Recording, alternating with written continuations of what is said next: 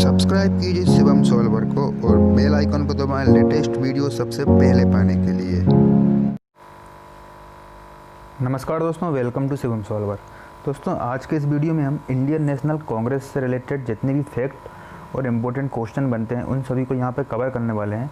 तो ये एक वीडियो से ही आपका इंडियन नेशनल कांग्रेस में सारे क्वेश्चन, इंपॉर्टेंट क्वेश्चन सारे कवर हो जाएंगे। ठीक है, तो यही वीडियो आपके लिए सफिशिएंट रहेगा। तो चलिए बिना किसी देरी के हम इसकी शुरुआत करते हैं।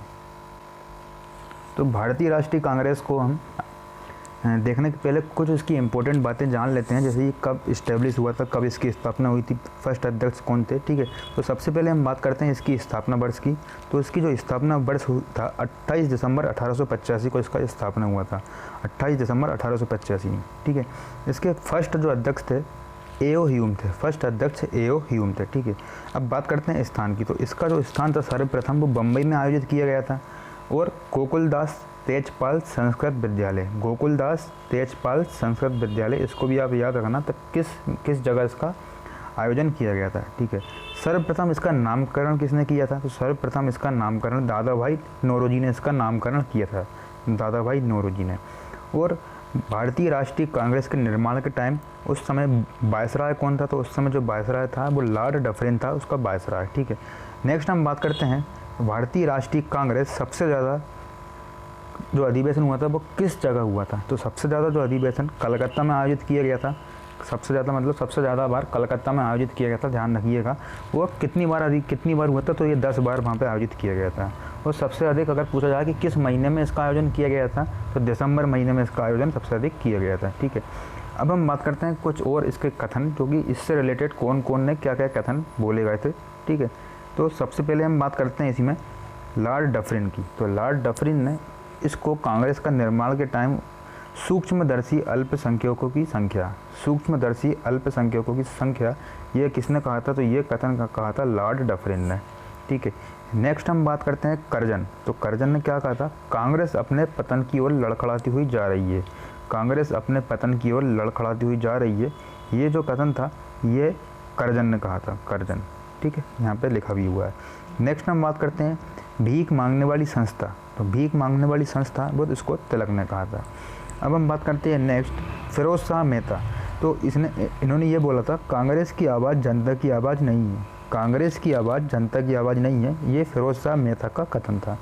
अच्छा, अब नेक्स्ट हम बात करते हैं कांग्रेस को समाप्त कर देना चाहिए, कांग्रेस को समाप्त कर देना चाहिए, ये किसने कहा था? ये गांधी जी ने बोला था कि अब कांग्रेस को समाप्त कर देना चाहिए। चलिए दोस्तों, आपको इतनी बात तो जानकारी आपको यहाँ से पता चल गई है।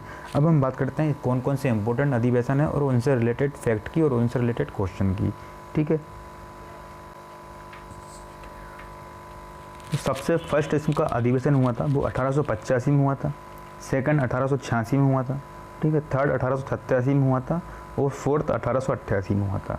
इसी प्रकार हर साल इसके अधिवेशन होते थे और टोटल 57 अधिवेशन इसमें हुए थे। ठीक है, लेकिन आपको टोटल 57 अधिवेशन में जो इम्पोर्टेंट पॉइंट हैं और जो भी इम्पोर्टेंट घटना है उन सभी को यहाँ पे याद रखना है।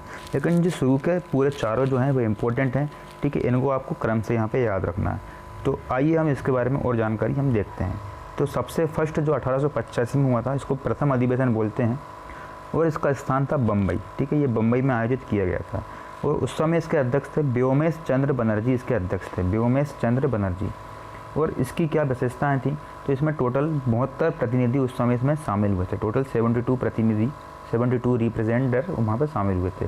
ठीक है, और अब बात करते हैं प्रथम महासचिव की। तो प्रथम महासचिव उस टाइम के कौन थे? तो ए.ओ. ह्यूम उस टाइम प्रथम महासचिव थे। ठीक है, नेक्स्ट हम बात करते हैं यहाँ पे 1886 वाला, नेक्स्ट जो कि सेकंड भी बोला जाता है।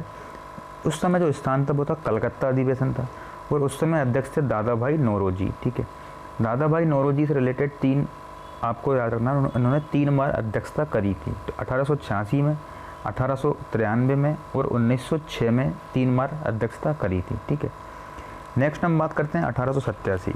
तो 1887 जो स्थान था वो मद्रास था, मद्रास। और उस समय जो अध्यक्ष थे बदरुद्दीन तैयब जी थे, बदरुद्दीन तैयब। और इनको प्रथम मुस्लिम अध्यक्ष, भारतीय राष्ट्रीय कांग्रेस के अगर क्वेश्चन आता है प्रथम मुस्लिम अध्यक्ष कौन थे, तो वो बदरुद्दीन तैयब जी थे, प्रथम मुस्लिम अध्यक्ष। नेक्स्ट हम बात करते हैं 1888 की। तो 1888 था वो इलाहाबाद में आयोजित किया गया था, इलाहाबाद में। इसमें जो अध्यक्ष थे वो जॉर्ज यूले इसके अध्यक्ष थे और इनको प्रथम अंग्रेज गैर भारतीय अध्यक्ष भी यही थे, प्रथम अंग्रेज गैर भारतीय अध्यक्ष। ठीक है, तो दोस्तों आपको ये जो है 4 क्रम से याद रखना है। अब क्रम से याद रखने की सीरीज़ में यहाँ पे एक छोटी सी ट्रिक है। ट्रिक मतलब आप कैसे याद रख सकते हो। तो सबसे पहला इनका जो स्थान है बम्बई, कलकत्ता, मद्रास और इलाहाबाद। ठीक है, तो इनको याद रखने के लिए आपको B for B, Bombay for B, Calcutta for K और मद्रास फॉर एम और इलाहाबाद फॉर ए, मतलब बी के एम ए। बकमा आपको यहाँ पे याद रख लेना है, बी के एम ए, बी के एम ए 2-3 बार आप बोलिए बी के एम ए, आपको याद हो जाएगा। ठीक है, उसी प्रकार से आपको क्रम से इनके अध्यक्ष भी याद रखना है। तो क्रम से इनके अध्यक्ष आप कैसे याद रखेंगे?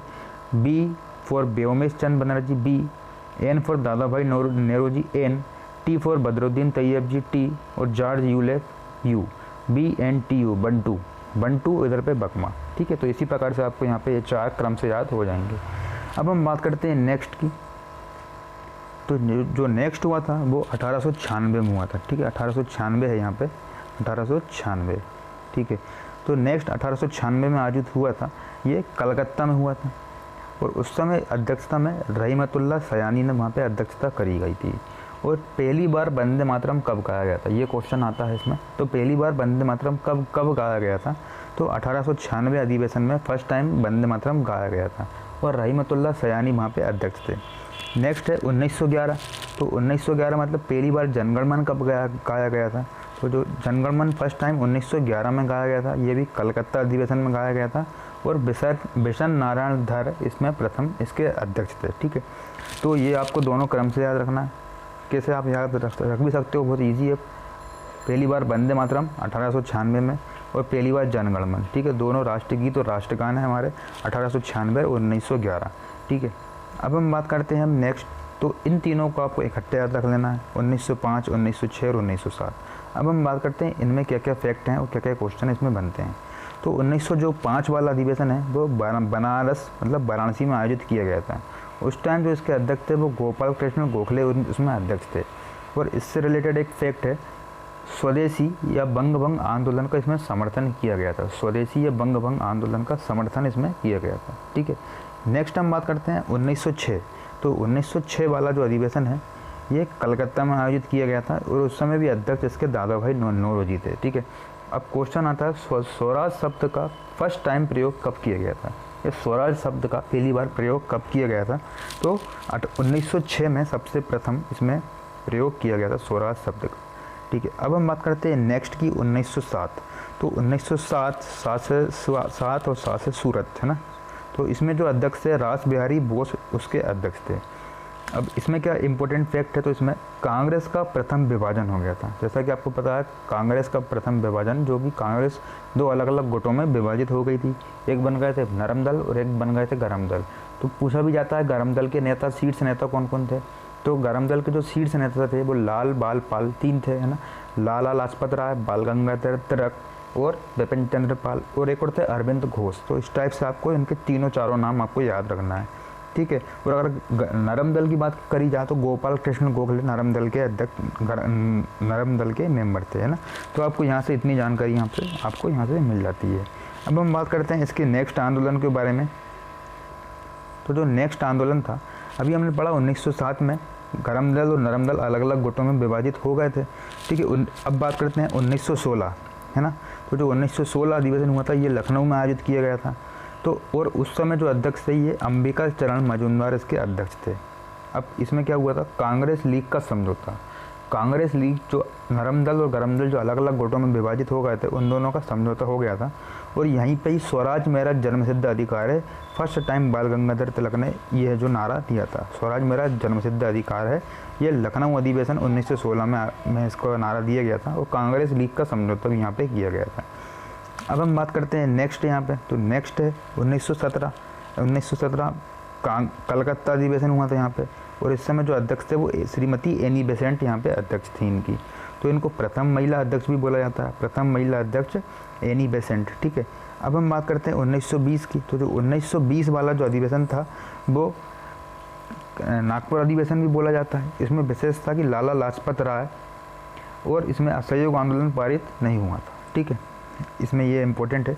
नेक्स्ट हम बात करते हैं इसमें 1924, ये बहुत ही इम्पोर्टेंट है 1924 वाला, है ना, और इसको 40वां अधिवेशन भी बोला जाता है, मतलब क्रम से ये 40वां है, लेकिन 1924 में।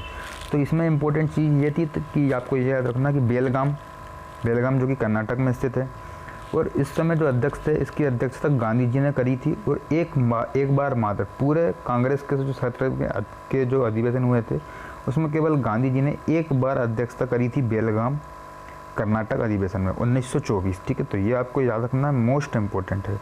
उसके बाद में हम बात करते हैं इसमें 1929, ये भी बहुत मोस्ट इम्पोर्टेंट है 1929। तो ये लाहौर अधिवेशन था, लाहौर में आयोजित किया गया था, वर्तमान में पाकिस्तान। उस समय इसके अध्यक्ष थे जवाहरलाल नेहरू उस समय इसके अध्यक्ष थे, और पूर्ण स्वराज का इसमें नारा दिया गया था, पूर्ण स्वराज, है ना। 1929 में पूर्ण स्वराज क्वेश्चन आता है, पूर्ण स्वराज का सबसे पहले कब नारा दिया गया था, तो जवाहरलाल नेहरू थे उस समय अध्यक्ष, और 1929 में लाहौर अधिवेशन में। ठीक है, नेक्स्ट हम बात करते हैं इसमें 1925 कानपुर अधिवेशन था। इसमें सरोजनी नायडू इसमें अध्यक्ष थी, जो कि प्रथम भारतीय महिला अध्यक्ष थी। तो जो एनी बेसेंट थी वो प्रथम महिला अध्यक्ष थी, लेकिन भारतीय की अगर बात करी जाए तो सरोजनी नायडू प्रथम अध्यक्ष थी। ठीक है, और सरोजनी नायडू सबसे पहले उत्तर प्रदेश की प्रथम महिला राज्यपाल भी रह चुकी हैं। ठीक है, प्रथम महिला राज्यपाल सरोजनी नायडू।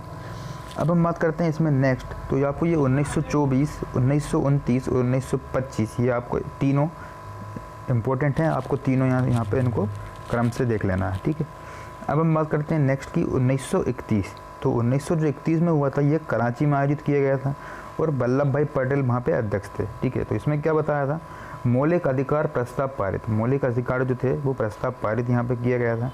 और गांधी मर सकते हैं पर गांधी नहीं, ये भी गांधीवाद नहीं, ये भी यहाँ पे नारा यहाँ पे दिया गया था। ठीक है, नेक्स्ट हम बात करते हैं इसमें 1937, ये भी बहुत मोस्ट इंपॉर्टेंट है, ये फैजपुर में आयोजित किया गया था, और इसके भी अध्यक्ष जवाहरलाल नेहरू थे।